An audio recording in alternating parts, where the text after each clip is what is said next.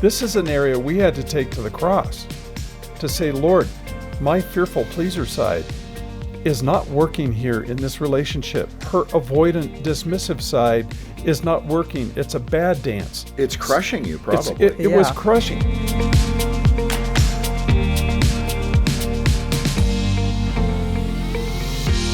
Milin and Kay, welcome back. It's good to see you. Thanks, Jim. So Thanks, good to John. be here. Yeah, Marc, Amy, welcome for the first time. Thank Good you to for see you having guys. us. We have a table full. A full table. For the YouTube watchers, they can see this is packed. This is like Thanksgiving. Yes. Where's the kids' table? I'm going to go hang out. No cupcakes. The cupcakes. No the cupcakes. kids We are go at, with some pumpkin pie. Who knows? That's coming. Milin, let's start with you. We want to get into the individual stories, each of yours in a minute. But let's start with the key terms that we were talking about, like emotional attachment and what you've termed our love styles. What is emotional attachment? How does it translate into how we react or interact with other people?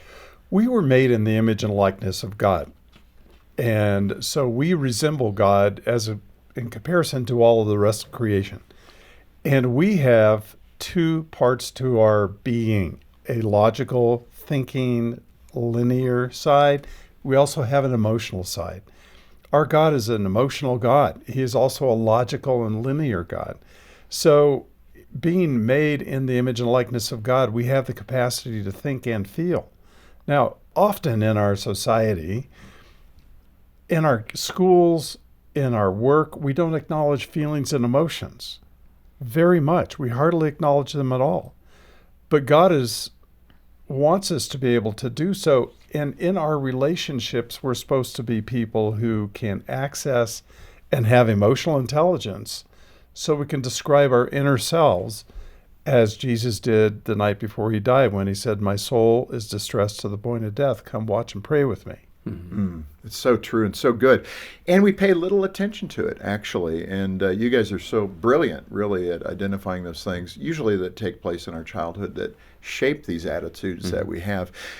Kay, you've identified several love styles. Take us through the list and just give us a quick definition of each so we have some common glossary here. All right. So there's 5 love styles. The avoider is a detached person. They don't know feelings and needs.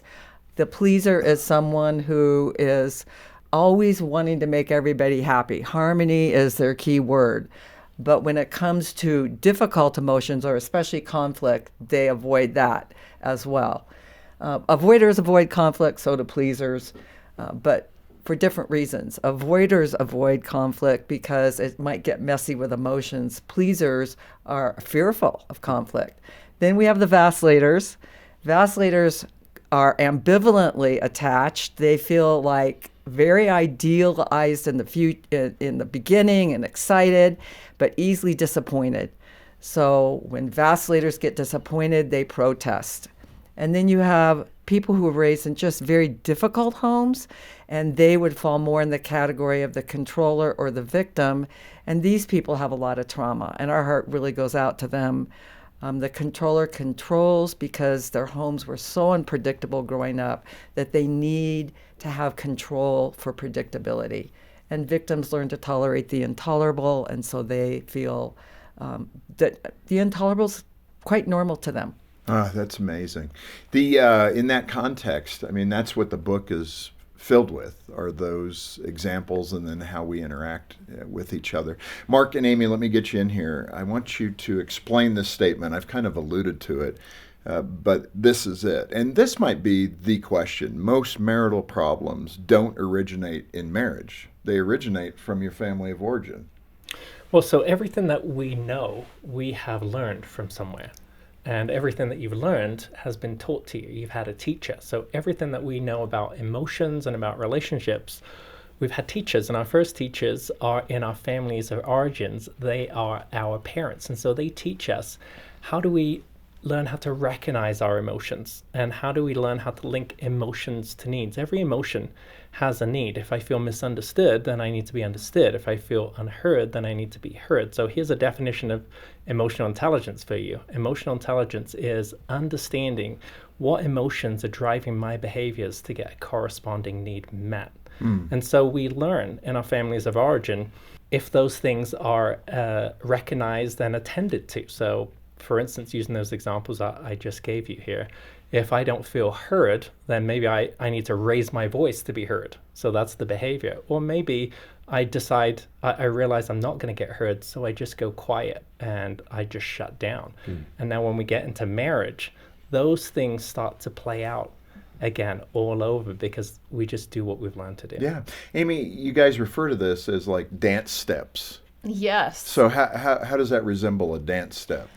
Well, Milan and Kay coined the term attachment core pattern therapy. So there's attachment research, but what they did with the research was how their attachment styles dance. So the avoider pleaser, what does conflict look like for them? For the vacillator, what does conflict look like for them? And so the dance patterns are very different because you have this attachment style over here that doesn't really like conflict. And then you have this attachment style that's not afraid to step up to the plate and, confront. So learning the dance of my own reactivity really helped me because, reactivity, we think of our nervous system going into fight or flight. I had to realize, hey, when I'm angry, what's underneath there? And usually there's an unmet need that you can link back to childhood. And it's nice to be able to flesh that out with your spouse and develop empathy as you dance together. Yeah, no, it's good. I kind of referred to that as the triggers. We do a lot of counseling here at Focus, and we have caring Christian counselors for couples to call us. Right. But we get so capable in a marriage to push each other's triggers.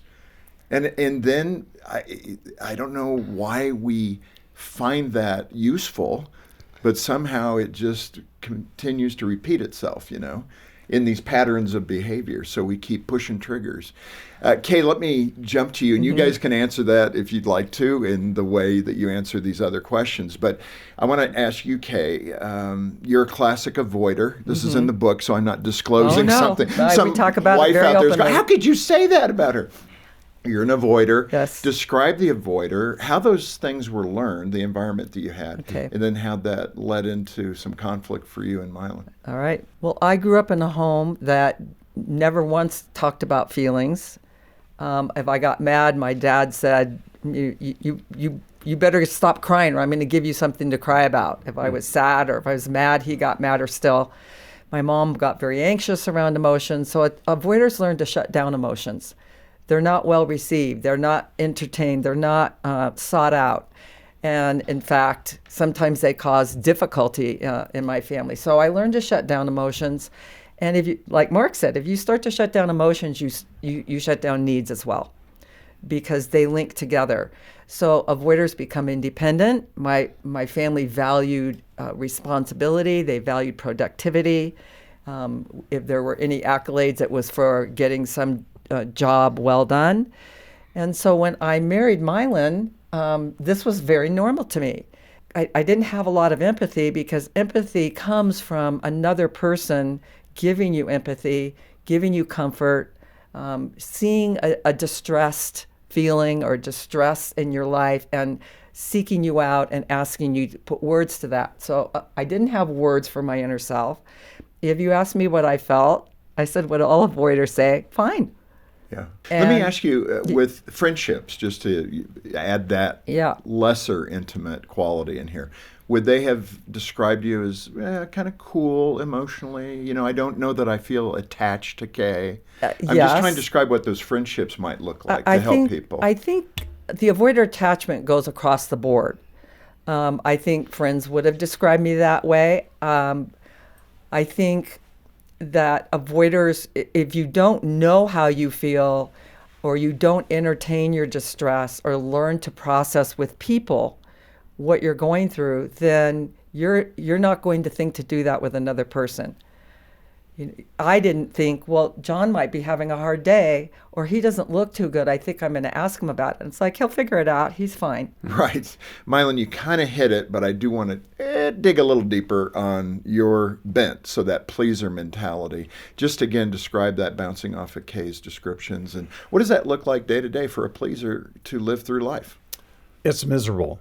But you're pleasing everybody. No. We love people like you. No. Well, that's true. It's miserable because Jesus was not a fearful proximity seeker to try and make everybody smile so everybody would feel good, so everybody would have a smile on their face. My nickname used to be Smiling Milin. I would smile because if you smiled, then I would feel that I was okay. Mm. Because in my home, if there were no smiles, it meant trouble was coming. So my smile was an attempt to get everybody to smile so I could feel comfortable. It was for me. So when I was asking Kay, how is she? It was for my benefit I was asking, not really for her. So her avoidance and dismissiveness, I was very keyed in and hyper vigilant about other people and what they were thinking and feeling, because that's what I was at home. I had to see if there was a storm coming, what was the look and the mood on people's faces. And so I was constantly reading people, trying to figure out what's going on and what can I predict is going to be true for the rest of the day. So I then approached my relationship with Kay, and she's also an introvert. So she's quiet, but silence at my home growing up meant a storm was coming. Yes, a problem. A problem. Yeah. So it unnerved me, so I'd over pursue her. And then that would unnerve her. Right. Thus the dance. Thus the dance. There it is. And it was a bad dance. We don't do that anymore. She's not an avoider anymore. And I am rarely a pleaser anymore. And we have such a great relationship. But you're right, Jim. On the surface, people like pleasers because they're very easygoing and they want to take care of you. But as Milan's saying, it's not really for your benefit. It's really for their ease. Hey, allow me to interrupt for just a moment here to say how much we appreciate you watching. Now, if you find value in this content, subscribe by clicking below. It'll be a big help to us. Let's go ahead and return to the show. Marc, I understand you and Amy are both vacillators. I think when Kay was describing vacillators, she definitely looked at the two of you. Yeah. So now we're all desperate. Okay, we have avoider, we have pleaser. What is the vacillator? Because you're going to speak to it from experience. Yeah, so let me clarify this too. We are actually in recovery right now. So Kay is a recovering avoider. Milin is a recovering pleaser, and we're a recovering vacillator. Because here's the good news. The good news is we don't have to remain this way. But what a vacillator is, a vacillator grows up in a home where they get intermittent connection growing up. Now, sometimes that has to do with, it's very obvious. They may have parents who divorce and they bounce back and forth between custody, or they may have a parent who lives out of town and they don't see them as often, but sometimes it's a parent's job. So what happens, that takes them away traveling or something like that, or they work shift work. And so the comings and the goings are irregular for a child. And so what happens for the vacillators, they get some connection that they enjoy, and then they're left to wait on connection. And in the waiting, they feel unseen, unknown, misunderstood, and they get mad. And so when the parent comes back to give them the attention, they want to pout, they want to sulk, they want to demonstrate their feelings and show the parent, I'm upset that you made me wait, hoping that the parent will pursue them and come after them and not do that again. And then they grow up, they go into adulthood looking for this consistent connection that they didn't have as a child. And when they meet someone, they are all in. They love the dating phase. Yeah, the dating phase is good. All about time and attention and connection.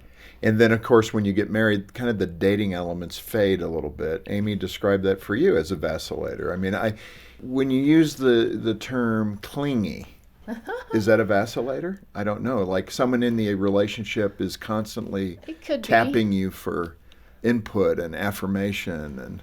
It could be. But yeah, timeline story for me kind of starts, my parents. Unfortunately, my dad committed suicide at age 7. And at that point, my mom just kind of, that disconnect happened. She was connected and then, kind of fell into addiction and stuff. And, I kind of grew up and she kind of digressed. And so that created that imprint. And so kind of tracing back that imprint is very important because, then go on to the dating phase. Like vacillators love the dating phase. Like there's focus, there's connection, like they mistake intensity for intimacy. And so they just swing into it, all into it. And I do have some pleaser in me. My grandparents were great. They raised me in the Baptist church. But at 18, it was like I moved in with my boyfriend and they're like, when's the wedding? And that's going to solve everything, right? So I got married. But unfortunately, that marriage ended in infidelity, but I didn't really know who I was at 18. And neither did he, to be fair, And so I had even further disappointment. I did have a beautiful daughter out of the deal. But when I met Marc, same thing. Now I had a lot more head knowledge of box checks of like, I want a Christian that, applies the values, walks the walk, talks the talk. So we married, but that intensity for intimacy was there, and we did not understand how to resolve conflict. Yeah. So when real life came, blended family, school, all that disconnect made to wait, that created that storm again of, disappointment. And so the vacillator is a great term because clinical term is anxious ambivalent. And I don't really identify myself as an anxious person, but the anxiety is being made to wait. So you go from these high hopes to deep disappointment, and that's the swing. Yeah, and I would think in that context, that classic line of expectations is part of that. You have these expectations of high fulfillment. So that's what the book defines as idealism. Yes. So the higher it is, the further it's going to fall off that pedestal. Marc, in your context as a vacillator, and this is good, I'm sure people are going, wow, this is describing me. And that's what we want. We want you to connect with these styles because I'm sure, like anything, like love languages, like Kevin Lehman's birth order, there are patterns that you guys have touched on too that are in the human race. These are God-given, and then the things that this life corrupts in us, these are the attributes that we need to identify to have healthier, God-honoring relationships. Marc, you also, as a vacillator, you were married before too. Is that resonating, what Amy's saying? Yeah, I'll give a little bit of my story growing up. So I grew up with a pleaser mom and a vacillator dad. But growing up, it always felt uncomfortable with my dad. He was socially awkward. He didn't know how to interact well with others or connect well with us. And it wasn't until adulthood, when a couple of my nieces and nephews were diagnosed on the spectrum, we realized that my dad was likely on the spectrum. And so even though my parents were together, when I was close to my dad, it was uncomfortable. But I longed for a dad who I could connect with. And so that's how the imprint formed in me. And so I have a similar story to Amy in that I met and married my spouse, my first spouse, very quickly.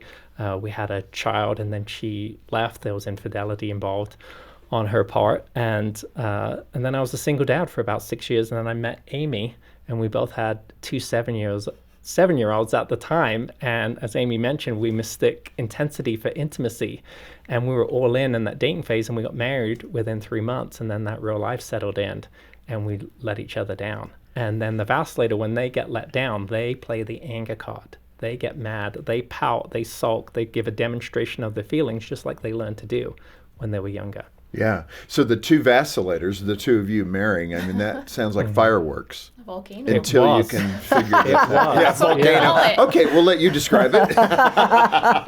But it is that. It's volatile is the point. So how did you even get a grip? I mean, here you are. How did that connection happen where you're going, okay, this isn't healthy? Where did that start?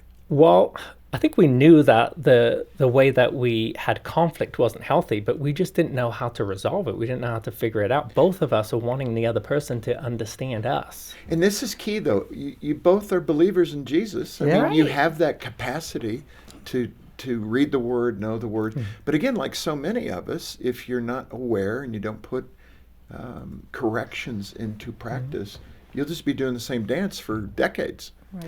Well, these love styles, they're Milan and Kay's calling them love styles, but they're attachment styles. As Milan mentioned, there's 80 years of research in this. And so, yes, there's birth order that can shape family dynamics, and there can be love languages, there can be different temperaments that we have. But these are really childhood emotional injuries. There's a difference between who we are and how we are. If you were born an introvert or an extrovert, that's who you are. You can't change that part of you. But attachment is about how you've learned to bond with others. That's how you are. And that part can actually be changed about us. And often, I'm sure we would think of that as a coping mechanism. And the more serious these issues are, the more serious those coping mechanisms become. It could be drug addiction, alcoholism, other things to cope with the pain of life. Milin and Kay, let me come back to you. In your book, How We Love, you describe a two-faceted love style known as chaotic, the controller victim. So those are the last two. Let's describe those for the audience. Controller victim under that banner of chaos, which is interesting to me because chaos is such a term for sin entering the world. Mm-hmm. Chaos begins when sin entered the world and God's shalom is not present, That's his right. peace. So this is really intriguing to me spiritually. Well, the controller and the victim come from chaos themselves. Many times these homes have addictions. There may be physical abuse. There may be neglect. There could be sexual abuse. But the child has no rhyme or reason to connection. In my home, if we all played the avoider game, everything went more smoothly. Or in your home, if you were the pleaser, you could sometimes win back that angry mom. In this home, nothing works. And so It's just chaos. it's just chaos. There's no rhyme. There's no way to predict. And there's more harm than good love lessons. There's fright without solutions for the child. Yeah. Yes. So in that kind of a situation, the more feisty kids will grow up and at some point usually take on the dominant parent. And they will go toe to toe. Many times they leave home early or they're put in foster care and so the feistier kid is more likely to become the controller because they are never going to be in that one down position again. Childhood was one down, humiliation, shame, terror. So they're going to control their world. And I don't think it's a conscious thought. I think it's a response to pain. It's an emotional response. It's an emotional response to pain. And many times when we meet a controlling person, they don't even really know why they're so controlling. And we explain it's for predictability because your childhood had none. And then the victim is... Well, the victim, as you said earlier, has learned to tolerate the intolerable in this dangerous setting. And they, again, were a child who was frightened but couldn't go to the parents for comfort. Because a parent who's supposed to be a comfort isn't there for them in that role.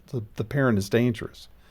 So that's why, to your point a moment ago, Jim, that we turn to other things to comfort ourselves. This is the origin, in many cases, for addiction.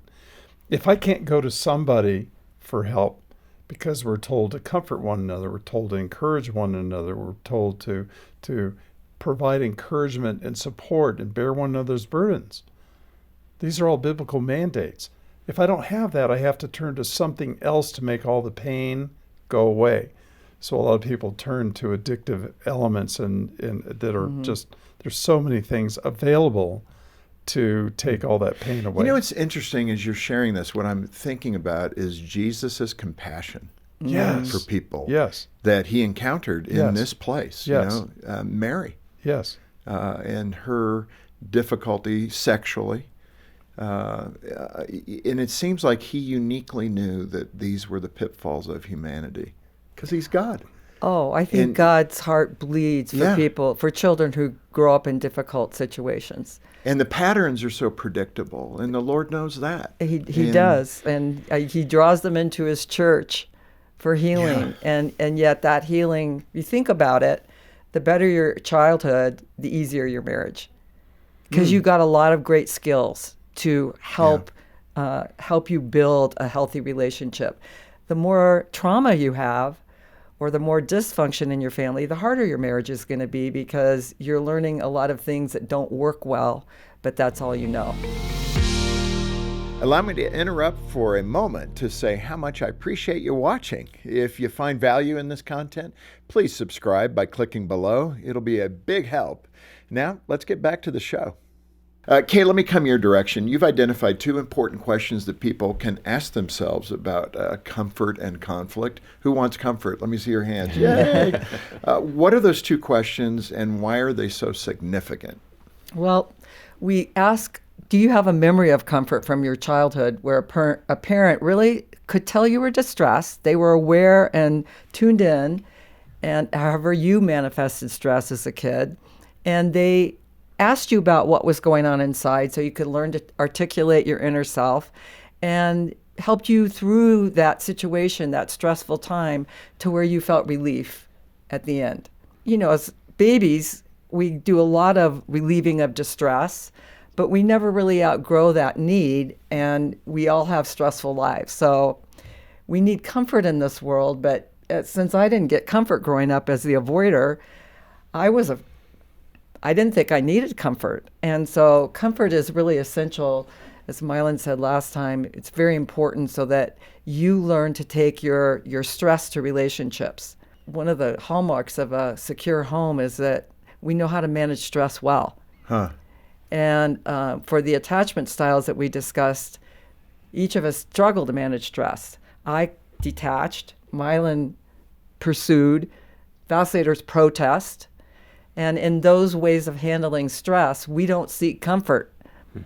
And comfort is a very, maybe many times, a very undeveloped skill in marriages. Yeah. We react rather than understanding comfort. Marc, you and Amy, you talk about the conflict you had, but you talk about it in the terms of rupture and repair. So let me ask the two of you to kind of define that rupture and repair. What did that look like in your own relationship? So every relationship eventually has rupture. But the key to resolving in rupture is learning how to repair. Can we go back and can we have a conversation? Can we invite another person to sit down with us? And instead of arguing back and forth, I like to say that people bat the perceived facts ball back and forth. I often see this in therapy. Couples just argue about the facts. And I just say, let's just split the time in two. And one of you is going to be the speaker and the other one's going to be the listener. And you're going to really try and enter into the other one's perspective to understand what is happening inside of them. So how did, I'm looking for an example from you and Amy. I mean, you're part of this now, so it's on the table. Yeah, so with conflict, a lot of the times, there's a desire to be understood. But desire to be understood when you're activated and angry, it turns into a back forth. Is anybody really listening? So instead of reactivity, we need to learn how to respond. So the comfort circle, which is in the book and on the website, it gives you a framework, listener, speaker. And that was very healing for our imprint because we have that deep desire to be understood. And so it gives you an opportunity to be heard out and to figure out what's under this reactive emotion. Yeah. So you can really kind of figure out what's beneath it. And that's what we had to learn to do. We had to learn how to take turns. Was there just this up and down, back and forth, never really found the middle ground? Before there was, yeah. Yes. But whatever you practice, you get good at. So as we practice doing that became more of our new default behavior. Amy, let me ask you this, because I think in the prep here you alluded to it, this idea about having an argument in front of your kids. The idea that that's just wrong at the core. Let's take it into a private area. I don't know what the disagreement characteristics are. I'm sure yelling at each other would not be healthy. But you kind of disagree with avoiding the argument in front of the kids, do you? Well, I think kids can see what's going on in the home. They've got good noses. If you're not talking to each other, you're not making eye contact, if there's not a warm, and in the vacillator home, often kids can understand something's going on, whether it's verbally or non-verbally. They're kind of attuned to that. But, I think it's been really healing for our kids to be like, hey, you know what? Can I have a do-over? I shouldn't have said that. Can I walk that back right now in front of them? It kind of teaches them, how to resolve. So I think you should model how to resolve conflict in front of your kids. And I think it's age appropriate, right? You don't want to do something with a 5-year-old that you would do with a 15-year-old, obviously. And the kids you need age appropriate looks at what it looks like to resolve conflict in a marriage. Well, if you don't demonstrate that, what happens is a child grows up and goes into adulthood with no skills for how to resolve conflict because in their home, they didn't see it. Yeah. No, that's so true. I mean, what Amy, you just said a little while ago, Kay and I do it all the time. We will say, can I have a do-over? We got off to a bad start right there. And sometimes we'll sing a song to each other. Oh, really? Yeah. You were right and I was wrong. Doo-dah, doo-dah. Look, they kick in together. It's pretty good. It's a Yerkovich melody. Yeah. And so we will actually say, I got off to a bad start right there. I apologize. Let me start over again. And that's even something you can do with your kids. Absolutely. Oh, yeah. They would love that. Hey, you know what? that didn't really work. Let's have a do-over there. Yeah. I think one of the biggest smiles I ever saw on Trent's face was when I apologized for something. He was Yeah. probably 5 or 6. He had the biggest smile. I said, what are you smiling about? He goes, I didn't know parents had to apologize. What a great line. But what a great model. Yeah, but it Yes. was, I needed to. It was just, I overreacted, basically. Milin, let me ask you, in the book, How We Love, you identify 3 critical ways that couples can comfort each other. I remember talking to you about this when Jean and I were with you two. For many adults, these forms of comfort were missing and minimized, and we keep coming back to that. What are those 3? Number 1, listening. If I can look you in the eye, because you talked about this a little while ago, Jean engaging you and wanting to look into your eyes. If I can look into Kay's eyes, and if I can see and I can acknowledge what I see a tear. Tell me about that tear. That's comforting. And it's connection. It's very much connecting. Then the other thing is, when we see that tear, I'll say, can I hold your hand, or can I just touch you for a moment? So physical connection. Physical connection and touch that is non-sexual. It's very important for guys to learn how to have non-sexual intimacy with their spouse. Very important. And then thirdly, we will do a holding time where I will hold Kay like this in my arms as a comfort if there's been something very distressing. And we've even done that with respect to comforting one another for our childhood issues as well. Yeah. Nobody was with me back then, but Kay can go there back with me, and I can put my head in her lap, and I can receive comfort for that distressing moment in my life. So these are 3 key ways. that we Many can childhood comfort. wounds are unresolved. In other words, we were married for 15 years and we never really talked about what had gone on in our families Right. and shared specific memories. And when we started to do that, it was very transformative, because the thing he used to do to always be pursuing me and how are you and how are you and how are you, when I heard his childhood memories, I was like, oh, no wonder you're anxious. No wonder you feel these things. No wonder you're always wondering how I am. You're afraid that I'm going to be upset. And then we could comfort those memories as well. The comfort circle, you've mentioned it. Who wants to take a stab at describing it? I mean, you guys are all the experts here, so. Mark, go ahead.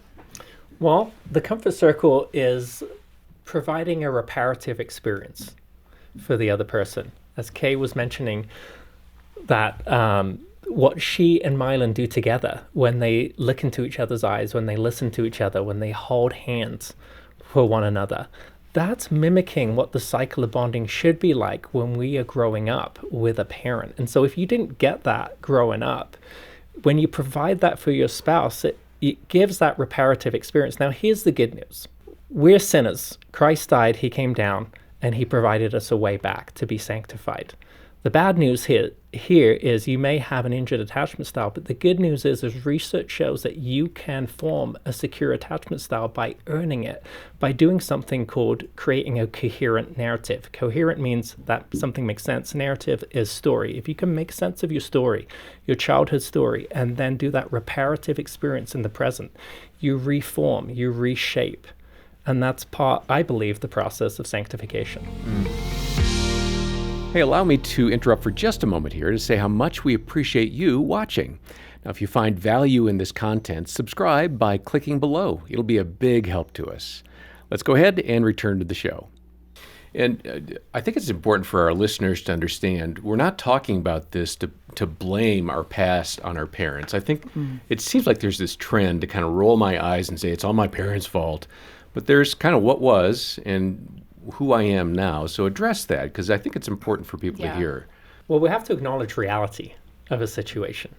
The good news of Jesus dying for us and being a savior is of no consequence if you don't believe that you're a sinner.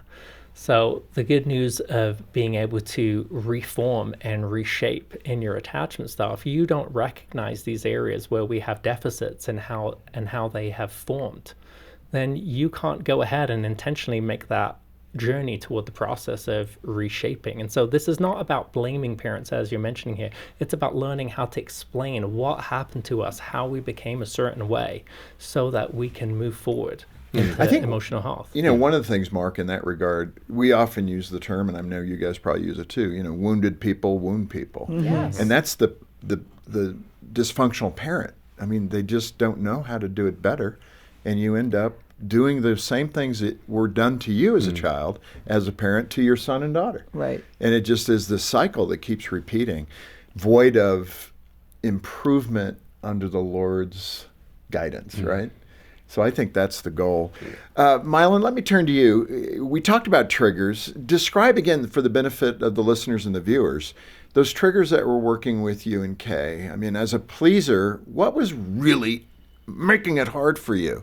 Okay, so the definition of a trigger is something in the present brings back an old historical feeling.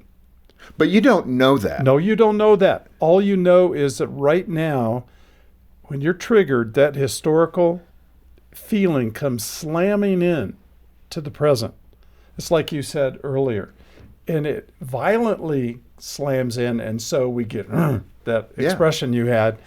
And where did all that energy come from? It was uninvited, okay? I didn't ask that to come in. It just jammed its way into the present. Now, what triggered me with Kay was her quietness. Number two, she's also in that introvertedness. She doesn't need to be in contact with people as much as extroverts do. So that silence and also the withdrawal made me nervous because when there was silence and withdrawal in my home growing up, it was absolutely anxiety producing. So I would then over pursue, trying to make sure everything was okay. And so until she said she was okay, or until I could figure out things were okay, I was very undone. I'd be very anxious. Now, it's interesting. I'm just projecting, but I would think that those consistent questions, Kay, were irritating to you. Like, why does he keep coming? So now he's out of his trigger. He's triggering you. Yes, that's exactly right. My feeling was he's so nice, but it bugs me. Why is that bugging me? And it took me really years to answer that because he wasn't asking for me. He was asking to alleviate his own anxiety. The right answer was, I'm great because I'm married to you, and you're amazing, and you're the best husband anyone could ever have, and woohoo! Yeah, and that would have been really good. That would have been really good. That doesn't come naturally to you. No, it didn't come naturally. But on top of that, from the time I was very young, my mom and I didn't really bond when I was an infant, and she thought there was something wrong with me. And she had a very anxious relationship with me. She was always looking at me like thinking, what's wrong with this girl? And so the feeling I was getting from him was something was wrong with me, which made me want to push away. And he just felt too needy. So those triggers, you don't know they're happening until you explore your childhood and go, oh, that's the same feeling. So one of the questions our listeners can ask themselves is, when I'm annoyed, what am I feeling? What do I really want to say? And who would I say that to in my history? Or who did I have those exact same feelings with in my history? Yeah. And then you realize, okay, the reaction could be quiet. For me, it wasn't a loud like, ugh. It was like, I'm going to go in the other room. So it could be a detaching response. It could be a protest. It could be trying harder to please. But these are all responses to triggers. But that is super important when that happens. Try to figure out why it's happening. Right. I mean, that's a common sense thing rather than just live in the emotion and then, an hour later it happens again. Right. Well, it's not just the word why, Jim, it's when. Okay. When have I felt these feelings before? Yeah. I felt them when my brother did this. I went into my room and I slammed the door. Well, I do the same thing when I'm married. My husband yells, I go in my room and slam the door. When have you done this behavior before? Yeah, interesting. We marry each other's histories.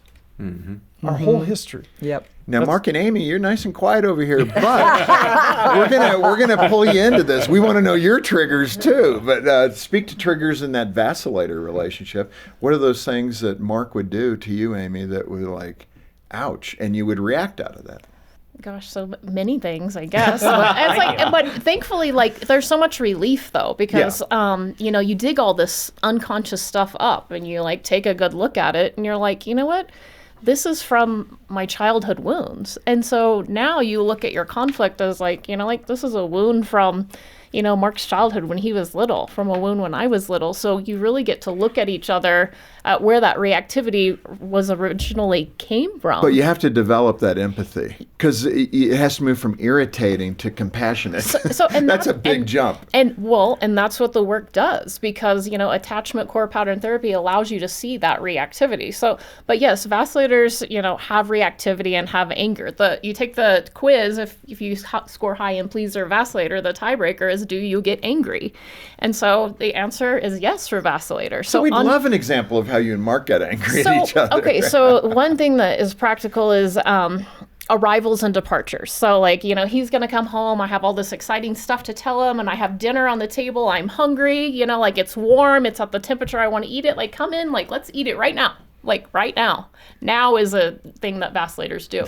And then, you know, he has to like put his jacket down and like his day and everything. And so here comes the swing, high hopes. He's just not listening to me, all deep despair. So that swing is what happens. But taking ownership myself of, you know what, I need to give him time to come through the door. If I want to be heard out, I need to find the right opportunity. You know, he listens to people all day as a therapist, so I need to give him the right opportunity for me to be heard, for him to actually listen. So just understanding, you know, how to get your needs met without being reactive. Yeah. Yeah, well, disappointment is one of the triggers for the vacillator. They also get triggered when they feel misunderstood, when they feel unseen or unheard by a person, when they are made to wait, when they perceive abandonments or rejection. But they don't like to ask for the connection. They give complaints and criticisms. And so that's often how it played out between Amy and I. Something would happen, someone would get disappointed, the other person would be made to wait, and their criticism would come.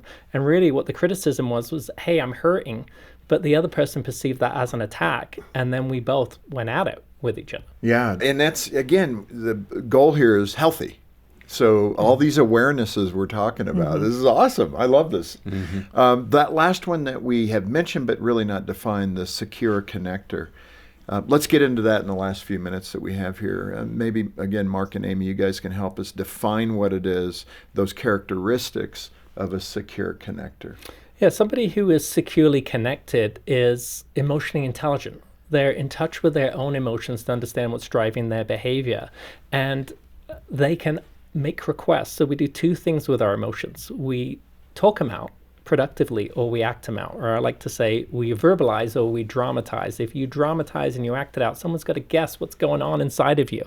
But if you have language for emotions and feelings, you can clearly say to somebody, this is what I'm feeling here. And if you can learn to link those two things, feelings and needs, you can make requests. You're more likely to get what you want and more likely to draw empathy in from the other person. So somebody who is securely attached can do that. They can learn to wait. They can have a conversation where they're in the listener role, and they can listen for understanding even when they don't agree. Yeah, that is good. Anybody want to add to that?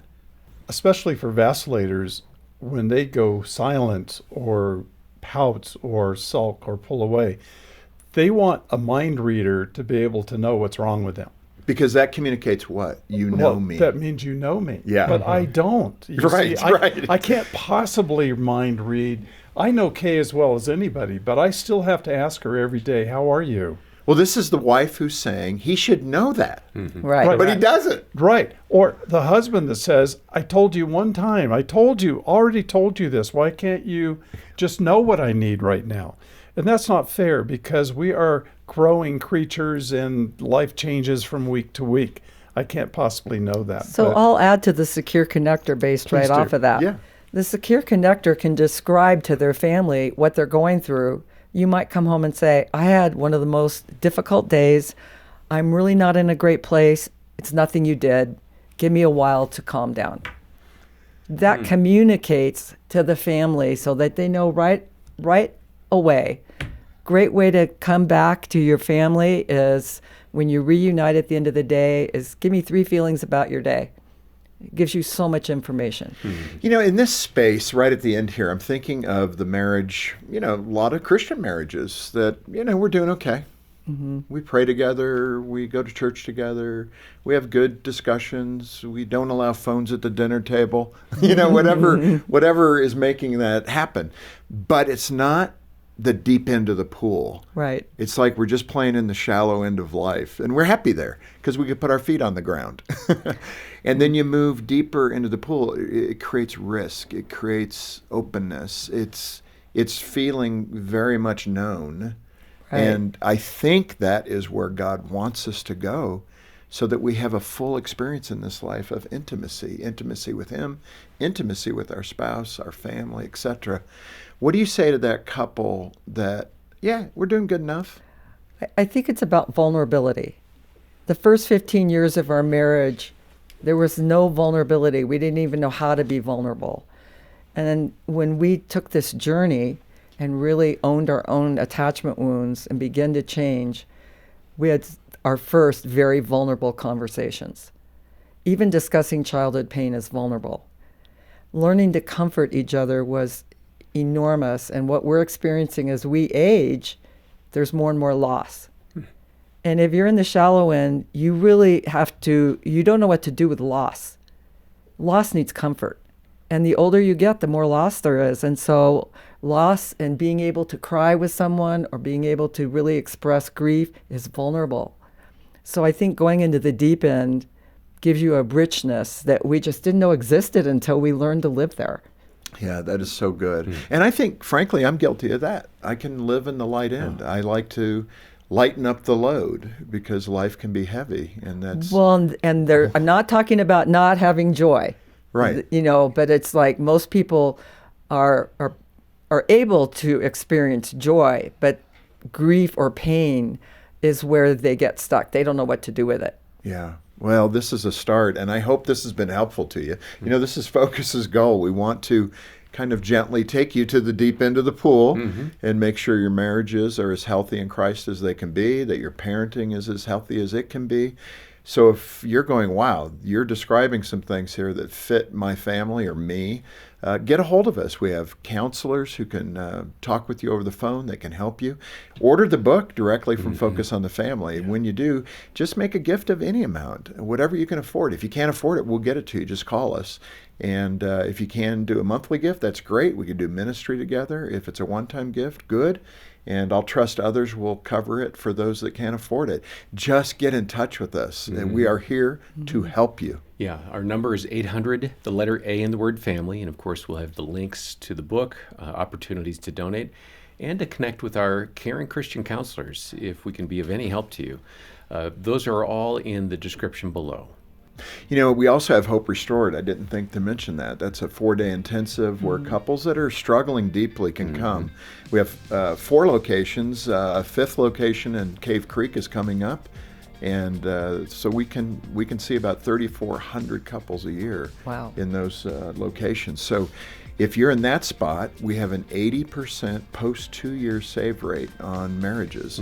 So if you're feeling like this may be the last thing we can try, do it. Try it. Yeah. Let's go in together, and you can call us and talk to us about that as well. Yeah, once again, we're so grateful to the donors and to the Lord for His goodness to this ministry that we can offer this kind of help to you.